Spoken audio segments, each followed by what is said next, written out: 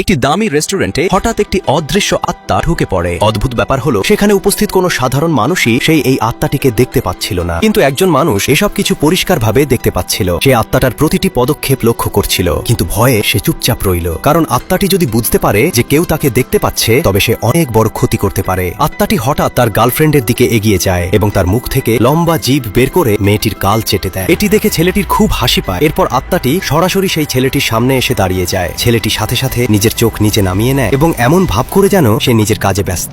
আত্মাটি বারবার তার চারপাশে ঘুরতে থাকে। ছেলেটির মনে হচ্ছিল যে আত্মাটি হয়তো তাকে সন্দেহ করছে, কিন্তু এর কিছুক্ষণ পরেই আত্মাটি তার গার্লফ্রেন্ডের পাশ কাটিয়ে চলে যায় এবং একটি অজানা মানুষের পিছু নেয়। সে রেস্টুরেন্টের একটি সাধারণ মানুষের পেছনে গিয়ে দাঁড়িয়ে যায় এবং তাকে খুব মনোযোগ দিয়ে দেখতে থাকে। এরপর একে একে আরো অনেকগুলো আত্মা রেস্টুরেন্টের ভেতর ঢুকতে শুরু করে। সবকটি আত্মা সেই অজানা লোকটির চারপাশে এসে জড়ো হয়, কিন্তু লোকটি কিছুই বুঝতে পারছিল না। তবে সেই ছেলেটি এসব কিছু পরিষ্কারভাবে দেখছিল। ধীরে ধীরে পুরো রেস্টুরেন্ট আত্মা এসে ভরে যায়। এই দৃশ্য দেখে ছেলেটির গায়ের লোম খাড়া হয়ে যায়, কারণ যত বেশি আত্মা সেখানে জমা হচ্ছিল এটা ততটাই পরিষ্কার হয়ে উঠছিল যে এই ছোট্ট শহরটি এখন অনেক বড় কোনো বিপদের দিকে এগিয়ে যাচ্ছে। পরের পার্টে আছে আসল মজা, দেখতে সাবস্ক্রাইব করে রাখুন।